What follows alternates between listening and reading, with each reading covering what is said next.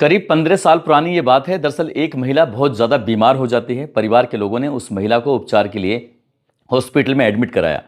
उसका इलाज कई दिनों तक लगातार चलता रहता है और डॉक्टर उसे बचा नहीं पाते। उस महिला की मौत हो जाती है और जैसे ही मौत की खबर परिवार वालों को पता चलती है तो परिवार वालों का रो रो कर बुरा हाल हो जाता है। और बुरा हाल होता है उस महिला के 2 बच्चों का। एक बेटा उसका 1 साल का होता है और दूसरा जो बड़ा बेटा था उसका वो 5 साल का था। वो बिना माँ के बच्चे कैसे पलेंगे, परिवार के लोग यही सोच सोचकर परेशान थे। वक्त आगे बढ़ रहा था, परिवार के लोग उन दोनों बच्चों को पालने में मदद कर रहे थे।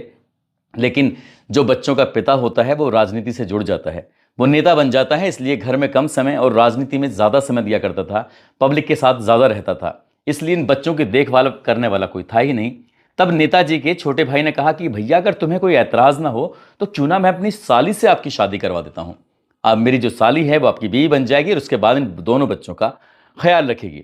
वो कहता है कि ठीक है, परिवार वालों से बातचीत कर लो, परिवार के लोग तैयार हैं, तुम्हारी ससुराल में लोग तैयार हैं, तो ठीक है, मैं इस फैसले से मुझे कोई ऐतराज़ नहीं है। ठीक वैसे ही होता है, एक मीटिंग की जाती है, परिवार के लोग आपस में बातचीत करते हैं और बातचीत करने के बाद ये तय हो जाता है कि छोटे भाई की साली से बड़े भैया की शादी हो जाती है, ये सोच कर कि वो दोनों बच्चों का ख्याल रखेंगे। ठीक ऐसे ही होता है, शादी होती है, वो दोनों बच्चों का ख्याल ऐसे रखती है जैसे कि वो उसके खुद के बच्चे होते हैं। वक्त आगे बढ़ने लगता है और धीरे धीरे करके साल 2025 आ जाता है और साल 2025 में एक कत्ल होता है और ऐसा कत्ल होता है कि उस कत्ल की गूंज पूरे प्रदेश भर में फैल जाती है।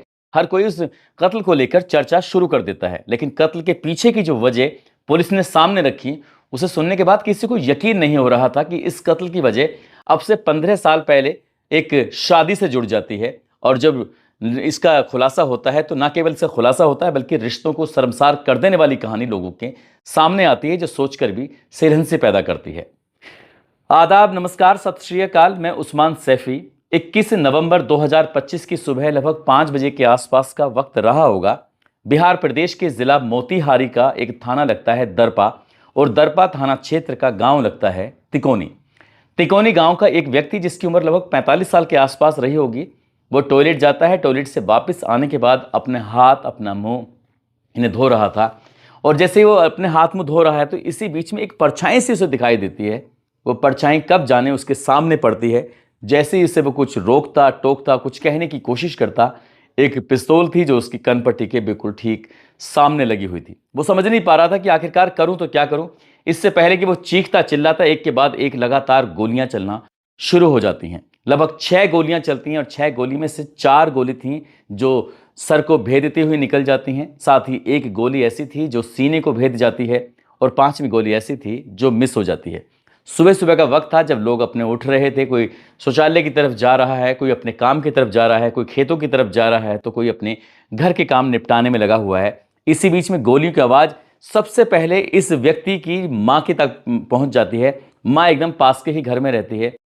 जैसे ही गोली की आवाज़ सुनने के बाद माँ आती है, माँ आने के बाद अपने बेटे को देखती है ज़मीन पर पड़ा हुआ खून से लथपथ, तो माँ की चीखें निकल जाती हैं। माँ ज़ोर ज़ोर से चीखते हुए कहती है कि मेरे कामेश्वर को किसी ने मार दिया है। बार बार वो इसी बात को कह रही थी। ज़ोर ज़ोर से रोना, चीखना, चिल्लाना उस महिला का आसपास के लोगों तक पहुंच जाता है और आसपास के लोग जब मौके पर आते हैं, आने के बाद देखते हैं कि, और देखते ही वो कहते हैं कि अरे नेताजी को किसी ने गोली मार दी। नेताजी की जब नब्ज टटोली जाती है, क्योंकि इस सर में एक के बाद एक 4 गोलियां मारी थी, इसलिए ऑन द स्पॉट ही मौत हो जाती है। आखिरकार मौत के पीछे की वजह क्या है, हर कोई यही वजह जानना चाहता था। इसी बीच में किसी ने पुलिस को फोन कर दिया। जैसे पुलिस को सूचना मिलती है, पुलिस मौके पर पहुंच जाती है और मौके पर आने के बाद ये खबर सोशल मीडिया के माध्यम से लगातार वायरल हो रही थी कि विकासशील इंसान पार्टी के कद्दावर नेता, जो इनका नाम है कामेश्वर साहनी, उम्र जिनकी 45 साल के आसपास है, उनकी किसी ने गोली मारकर हत्या कर दी है। सोशल मीडिया पर लगातार खबर फैल रही थी। उसके बाद फिर पुलिस प्रशासन पर लगातार दबाव बढ़ रहा था और जो राजनीतिक पार्टी है, सत्ताधारी पार्टी है, उस पर भी कई तरह के सवाल खड़े हो जाते हैं। एसपी विनोद तिवारी, एसडीओपी मनीष आनंद, थाना अध्यक्ष अनीश कुमार, ये भारी पुलिस बल के साथ मौके पर आ जाते हैं और मौके पर आने के बाद इस मामले की जांच पड़ताल करना शुरू कर देते हैं। जांच पड़ताल जब शुरू हो रही थी, तभी किसी ने, गांव के किसी व्यक्ति ने कहा कि जिस व्यक्ति की हत्या हुई है, दरअसल उस व्यक्ति का भी अपना एक आपराधिक रिकॉर्ड रहा है। इस व्यक्ति पर दरपा थाना, छोड़ा दानो थाना, घोड़ा सहन थाना, ढाका थाना, इस तरह के कई थानों में मुकदमे भी दर्ज हैं। अब पुलिस के लिए एक चुनौती बन गया था कि आखिरकार यह हत्या क्यों की गई है, किसने की है। पुलिस अब इस मामले की जांच पड़ताल के लिए न केवल एसआईटी का गठन किया जाता है, एसआईटी का गठन करने के साथ साथ ही फोरेंसिक टीम, डॉग स्क्वाड और अन्य कई टीमें भी मौके पर बुला ली जाती हैं ये जांच पड़ताल करने के लिए, ताकि हत्याकांड का जितनी जल्दी हो सके खुलासा हो सके। पुलिस प्रशासन जांच पड़ताल कर रहा था। जो डॉग स्क्वाड आया हुआ था, वो डॉग स्क्वाड उस घटना स्थल पर जाता है और यहां से कुछ सूंघता है। सूंघने के बाद इधर से उधर चक्कर काट रहा था। यहां से निकलकर सीधा दौड़ते हुए कुछ ही दूरी पर एक घर था, उस घर के अंदर प्रवेश कर जाता है। जैसे ही पुलिस वाले ये देख रहे थे, पुलिस वालों ने पूछा कि ये घर किसका है, तो वो आसपास के लोग कहते हैं कि साहब, जिसकी मृत्यु हुई है, जिसकी हत्या हुई है, दरअसल ये घर भी उसी का है। यानी कि दो घर हैं, कुछ ही दूरी पर हैं। एक नया घर है तो एक पुराना घर है। कभी वो नए घर में सोता है तो कभी पुराने घर में सोता है। पुलिस वाले ये समझ नहीं पा रहे थे कि आखिरकार ये डॉगी बार बार उस घर के अंदर क्यों जाता है। पुलिस वालों ने कई बार कोशिशें की और कई बार कोशिश करने के बाद फिर अपनी जांच पड़ताल में जुट जाती है। पुलिस के सामने 2-3 लाइन थी। एक आपराधिक इतिहास, क्योंकि हो सकता है कि पहले जो इन्होंने जो भी अपराध किया हुआ है, उस अपराध से जुड़े हुए लोगों ने कहीं अपनी रंजिश तो नहीं निकाली है। साथ ही राजनीति में कई तरह की रंजिशें बन जाती हैं। हो सकता है कि किसी राजनीतिक पार्टी से इनका विवाद रहा हो, उसके नेता से विवाद रहा हो, इसलिए राजनीतिक रंजिश भी हो सकती है इस हत्याकांड के पीछे।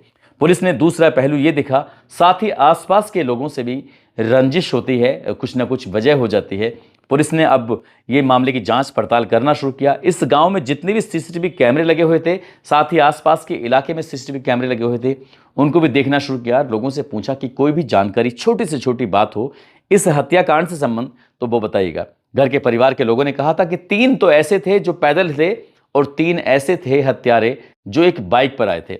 यही 6 लोग थे, लगभग आधा दर्जन। अब इन आधा दर्जन यानी कि 6 कातिलों को ढूंढने के लिए पुलिस ने एड़ी चोटी का जोर लगा दिया, लेकिन पुलिस को कोई सफलता मिल नहीं पा रही थी। आखिरकार पुलिस ने और अपनी तरफ से कोशिश करना शुरू कर दिया।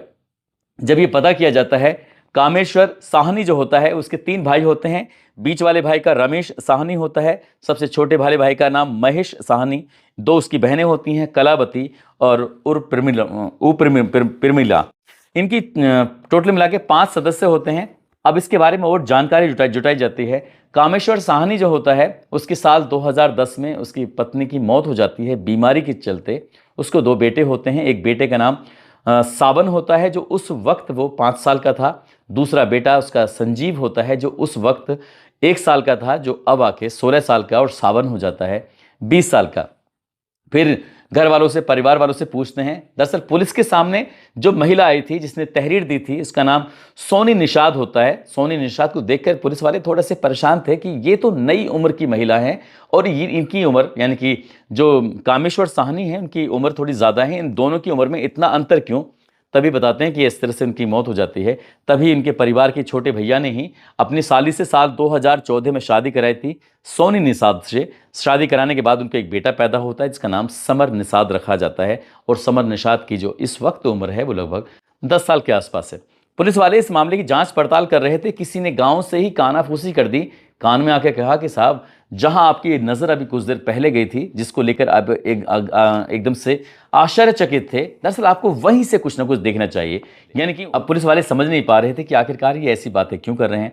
पुलिस ने इस मामले की जांच पड़ताल को और थोड़ा गहराई से करना शुरू किया और जितने भी लोग संपर्क में थे, उन संपर्क वाले लोगों से संपर्क करना शुरू किया, लेकिन पुलिस को कोई लीड नहीं मिल पा रही थी। इसी बीच में पुलिस की नज़र पहुंच जाती है पहली पत्नी के बड़े बेटे, नाम उसका सावन होता है।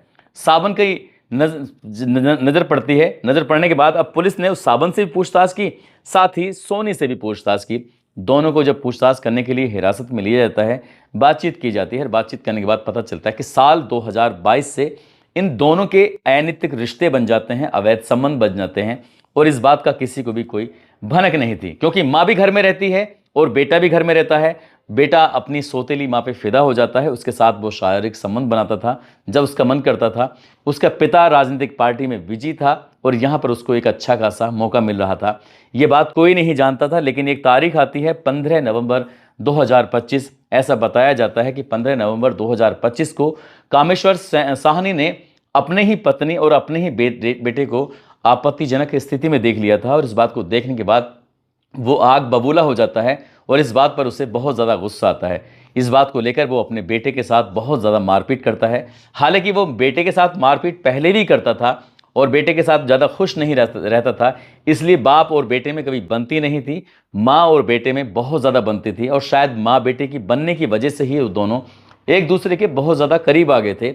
और जो कामेश्वर साहनी होता है वो अपनी पत्नी को उतना वक्त नहीं दे पा रहा था जितने वक्त की शायद उसको ज़रूरत थी। इसलिए उसने रिश्तों को तार तार करते हुए अपने ही सोतेले बेटे के साथ इतने संबंध बना लेती है, उसके करीब आ जाती है कि उन्हें फिर वो रिश्तों की कोई परवाह नहीं थी। और यही बात सोचने के बाद, देखने के बाद उन्होंने प्लान बनाया, क्यों ना कामेश्वर साहनी को रास्ते से हटाया जाए। और इसके लिए उन्होंने गांव के ही 3 दुश्मनों को चुना जो कामेश्वर साहनी के दुश्मन थे। एक का नाम विकास कुमार होता है, एक का नाम मन्नू कुमार होता है, एक का नाम शैलेश सिंह होता है। इसमें मन्नू कुमार जो होता है उसने हथियार उपलब्ध कराया, यानी कि पिस्तौल उपलब्ध कराई। साथ ही विकास कुमार जो होता है वो शूटर होता है। और ये प्लानिंग करते हैं और तारीख तय कर ली जाती है। तारीख होती है 21 नवंबर 2025 की सुबह, जिस वक्त लोग सोकर भी नहीं जगे थे, जिस वक्त लोग अभी पूरी तरह से अपने सोए हुए थे। इसी बीच में मौका पाते ही घर के अंदर प्रवेश करते हैं। जो बड़ा वाला बेटा होता है वो शूटर के साथ मिलकर इस हत्याकांड को अंजाम दिलाता है और उसकी माँ भी इस हत्याकांड में शामिल होती है। गांव के 2 अन्य लोग भी शामिल होते हैं और पुलिस ने इस घटनाक्रम का खुलासा जब किया तो लोगों को यकीन नहीं हो रहा था। 29 नवंबर 2025 को पुलिस ने इस घटनाक्रम का खुलासा करते हुए जब पूरी कहानी सामने रखी है तो वाकई बड़ा आश्चर्य हो रहा था। पहले इसे राजनीतिक रंजिश बता रहे थे, तो कुछ आपराधिक मामले की रंजिश बता रहे थे, लेकिन पता चला कि ये आपसी रंजिश का मामला है। घर के अंदर ही कातिल छिपे हुए थे। पुलिस ने सभी आरोपियों को गिरफ्तार किया और गिरफ्तार करने के बाद जेल भेज दिया। पुलिस का कहना है कि इस मामले की और भी जांच की जाएगी। इस घटनाक्रम से जो भी लोग जुड़े होंगे उन्हें किसी भी कीमत पर बख्शा नहीं जाएगा। आरोपियों को कम से कम समय में सजा दिलाने की कोशिश की जाएगी। इसमें आरोपियों ने इस कामेश्वर साहनी को 1-2 नहीं बल्कि 6 गोलियां मारी थी। 6 गोली में से 5 गोली इसको लग जाती हैं, 1 गोली मिस फायर हो जाती है। और फिलहाल वो सब के सब सलाखों के पीछे हैं। पुलिस इस मामले की पड़ताल में जुटी हुई है। दोस्तों, इस पूरे घटनाक्रम को सुनाने का उद्देश्य किसी को परेशान करना नहीं है, किसी का दिल दुखाना नहीं है, बल्कि आपको जागरूक करना है, आपको सचेत करना है। और जिस तरह से माँ और बेटे के अनैतिक रिश्ते बन जाते हैं वो वाकई अपना अपने सोचने वाली बात है, परेशान करने वाली बात है कि जिन बच्चों की परवरिश के लिए, जिन बच्चों की देखभाल के लिए शादी की गई थी, वही बच्चे बाप के कातिल बन जाएगा, कोई नहीं जानता था। सगा बेटा ही अपने बाप की हत्या कर देता है, वो भी बहुत ज़्यादा भयानक रूप में। दोस्तों, जाते जाते मोहम्मद मेहताब आलम है, उनकी बेटी है सुमायरा। आज इनका जन्मदिन है। इनको जन्मदिन की ढेरों सारी शुभकामनाएं, बहुत बहुत मुबारकबाद। कुछ लोगों ने नाम लेने की अपील की है, जिसमें उदयपुर से शंकर लाल, आरा बिहार से राजेश पांडे, सरजान गुज्जर, अलवर से नसीर खान, पंजाब से प्रमोद कुमार गुप्ता, धर्मपुर से मोहम्मद दिलावर सैफी, आगरा से भोला चौधरी, बलरामपुर से शमशाद खान, मेरठ से फजलू अंसारी, सीतापुर से पंकज रावत, मुजफ्फरनगर से मोविन सैफी, झालावाड़ से सानिया, राजस्थान से जोड़िता राम चौधरी। आप सब लोग अपना ख्याल रखें, सुरक्षित रहें। जय हिंद, जय भारत।